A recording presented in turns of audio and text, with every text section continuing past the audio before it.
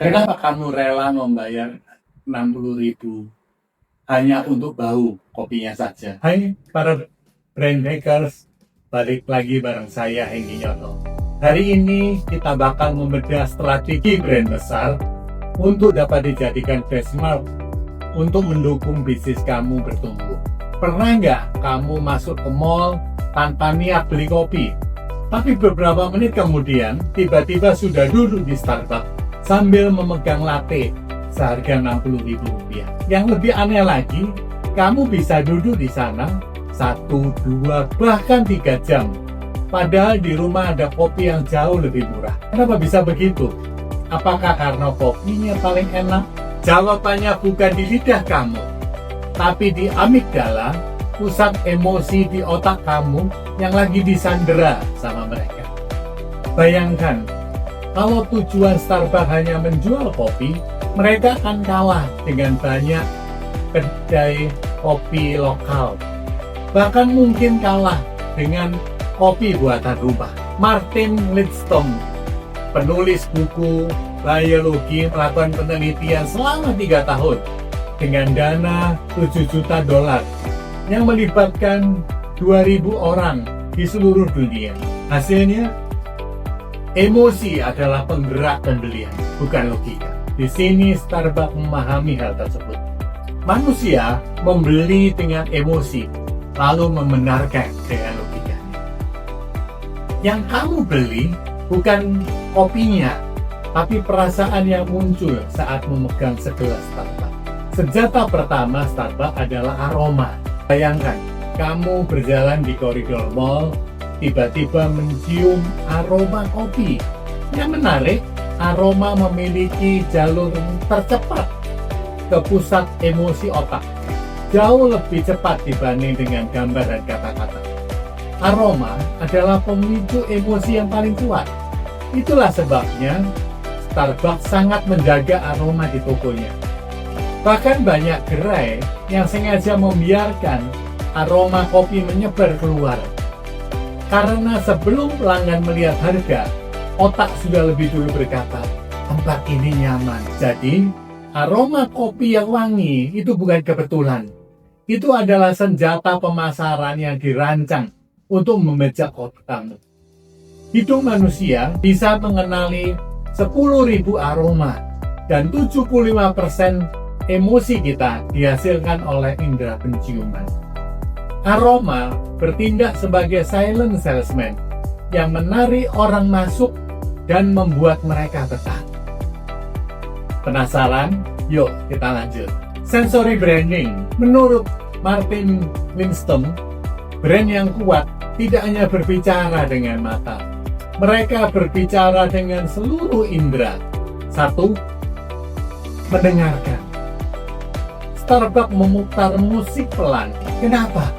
Riset membuktikan bahwa musik lambat membuat orang betah lebih lama dan belanja 29% lebih banyak. 2. Penglihatan. Logo Putri Duyungnya sangat ikonik. Tidak perlu tulisan Starbucks pun kita bisa langsung tahu. Desain interiornya nyaman, sofanya nyaman, membuat kita semua tidak mau buru-buru pergi. 3. Sentuhan. Merchandise ditaruh di dekat kasir. Kita memegang gelas dan tumbler. Itu melepaskan hormon oksitosin yang membuat kita tenang dan lebih percaya diri untuk membeli. 4. Rasa. Sesekali mereka memberikan sampel brownies kecil. Sekali lidah terasa enak, mulut langsung berkata, beli ini. Starbucks melibatkan seluruh panca indera, visual, auditory, taktil, dan gustatory untuk menciptakan pengalaman merek total yang sulit ditiru. Marker somastis atau bernostalgia. Konsep ini berasal dari Antonio Damasio. Saat pertama kali nongkrong bersama teman-teman di Starbucks untuk tempat pertemuan, tempat kerja sementara, mengerjakan proyek besar, tempat nongkrong, atau tempat penghargaan diri, otak menyimpan dan menjadikan satu paket memori. Beberapa minggu kemudian, saat mencium aroma serupa, otak memanggil kembali perasaan itu. Bukan karena kopinya, tetapi karena ingatannya. Setiap kali pelanggan memesan minuman favoritnya, mereka membeli ulang kenangan emosional ini. Bukan hanya karena kafein. Bukti sosial. Menurut Robert Cialdini, manusia memiliki kecenderungan mengikuti tren. Itu yang disebut dengan social proof. Saat barista menanyakan nama kamu dan menulisnya di cup, walaupun kadang salah tulis, itu adalah bentuk personalisasi. Otak merasa dihargai secara individu. Plus kita lihat sekeliling, banyak yang membuka MacBook, memakai headset, terlihat sibuk. Otak kamu mendapat sinyal, oh, ini orang-orang sukses dan produktif nongkrongnya di sini. Banyak influencer, banyak teman nongkrong. Kamu secara tidak sadar meniru perilaku itu supaya merasa menjadi bagian dari kelompok tersebut. Itu yang dinamakan bias konformitas, kawan. Keramaian di Starbucks justru menjadi sinyal kualitas. Validitas sosial ini meningkatkan keinginan untuk ikut serta. Akibatnya harga 60.000 terasa masuk akal. Harga dan nilai, pernah sadar nggak? Starbucks sengaja tidak menggunakan ukuran standar seperti small, medium, dan large. Mereka menciptakan istilah-istilah sendiri seperti tall, green, dan venti. Ini adalah bahasa Italia. Hal inilah yang diinginkan otak konsumen untuk tidak melakukan perbandingan harga secara langsung dengan kedai kopi konvensional. Kamu cenderung memilih ukuran besar karena merasa nilainya lebih baik, sehingga harga mahal tidak memicu alarm kemahalan di otak. Starbucks membuat harga terlihat sebagai bagian kecil dari manfaat. Pelanggan membandingkan harga dengan pengalaman, bukan dengan kafe-kafe shop yang lainnya. Dengan membingkai harga sebagai investasi untuk pengalaman, otak menganggap harga mahal terasa wajar. Friksi pembayaran. Menurut Roger Doyle, ketika Anda melakukan top up saldo, otak Anda menganggap transaksi keuangan sudah selesai saat itu. Semakin sedikit merepotkan saat membayar, semakin kecil kesulitan untuk membayar. Saat menggunakan aplikasi pengumpulan atau point reward, otak tidak lagi merasa sedang kehilangan uang secara nyata. Ketika transaksi terasa cepat, mulus, dan cashless, pelanggan lebih jarang melihat harga dan lebih sering membeli.